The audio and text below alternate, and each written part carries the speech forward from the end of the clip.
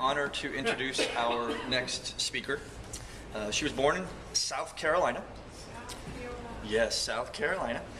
Moved to Chicago when she was 10 years old. Yes, lived there a long time. Went to the University of Illinois in Chicago on a scholarship in special education. She majored in deaf and hard of hearing education and dance. And I think if we give her a little shout out, cheer for her, we might get a little bit of that dance. I can't guarantee it. I cannot guarantee this. I'm just saying, maybe we can do that. She's been married for 44 years to her husband, Bill. They moved to California in 1970. They have a son and a daughter. Each of them is married. She has a granddaughter and a grandson on the way. And she happens to be a full-time realtor. It's Jean Tietgen, everybody. Well, what being a realtor is about is being good service to your clients. Obviously, number one to me. I've been in the a realtor since 1984, and most of my clients are referrals and people who have used me in the past. But today, I wanted to talk to you about the process of once you have an offer accepted. I wanted to talk about the process of a home inspection. Sometimes my buyers don't want to do that. They said, well, it's an as-is sale. Well, part of the contract is, even if it's as is, from a bank or whatever, it is very important to have a home inspection.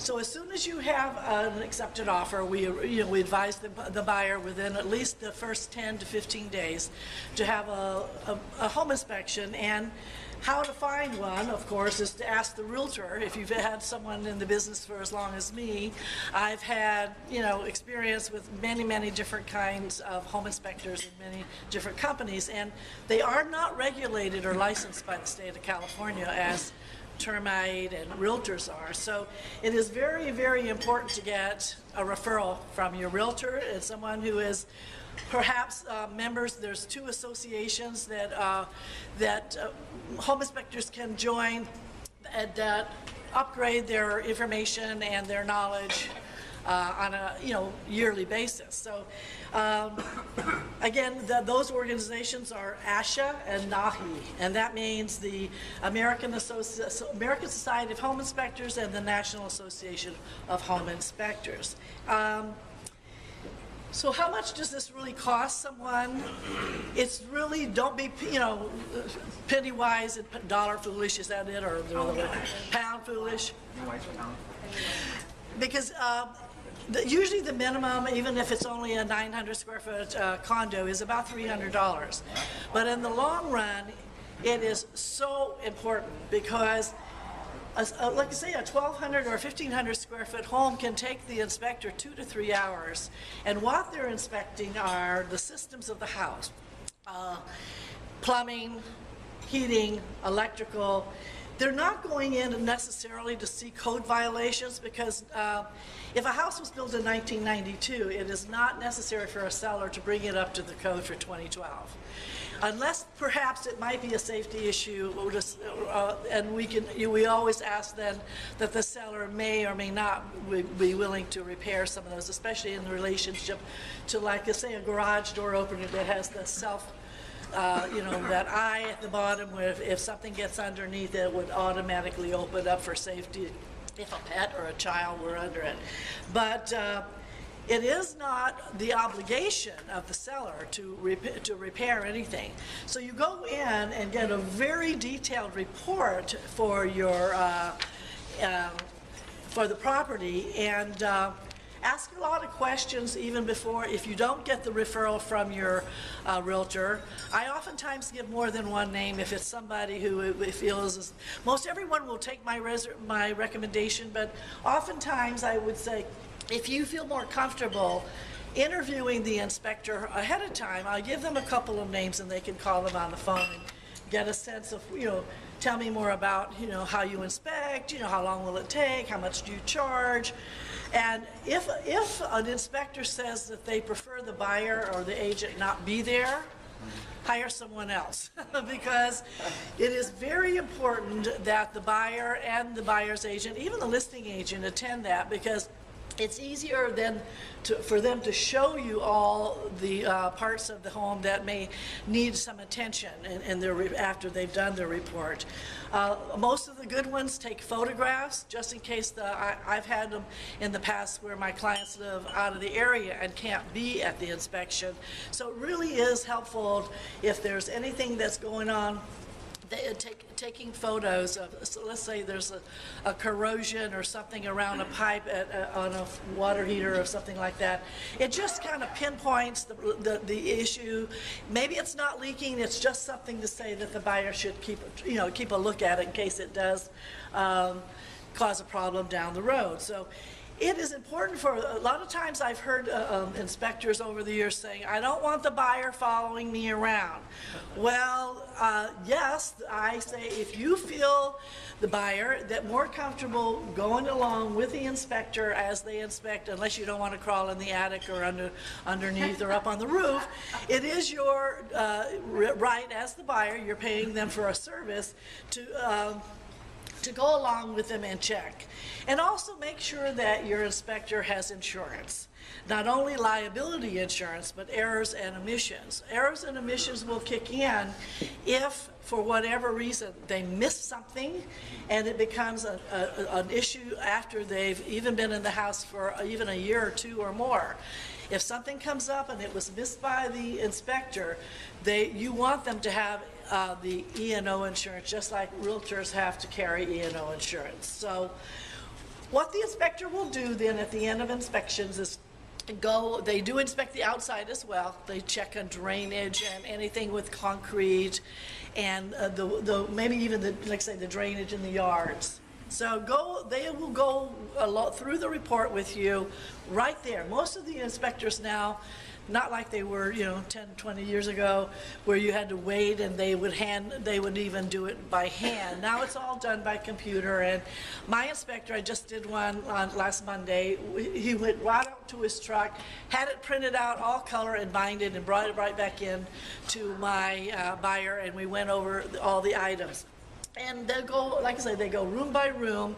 This happened to be a condo, but they do also check the stairs or the decks that are even the HOA's responsibility.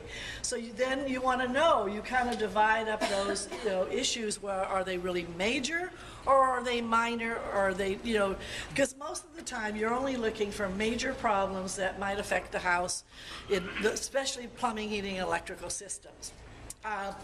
Also, if there is an issue, they will recommend that you hire an additional inspection.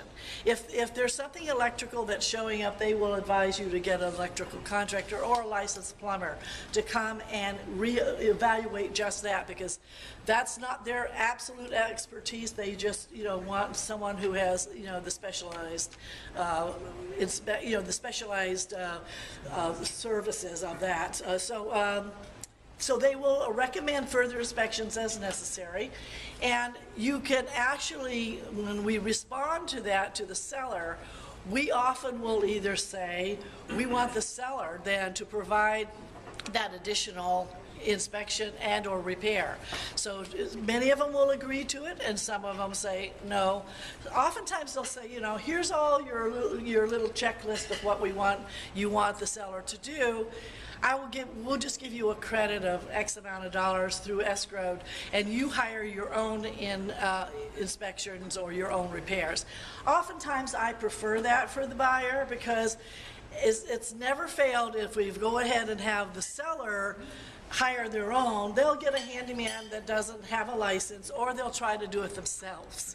And so it's really better that oftentimes, depending on the situation, if you'll just get a credit from the seller yourself and then hire your own. That's how I'm able to give as many leads as I can for a plumber, or if we had an electrician. But carpet cleaner, I give a lot of work to. Pad, termite, any of those services, it's almost better to let the buyer then be in control of who they would like to hire.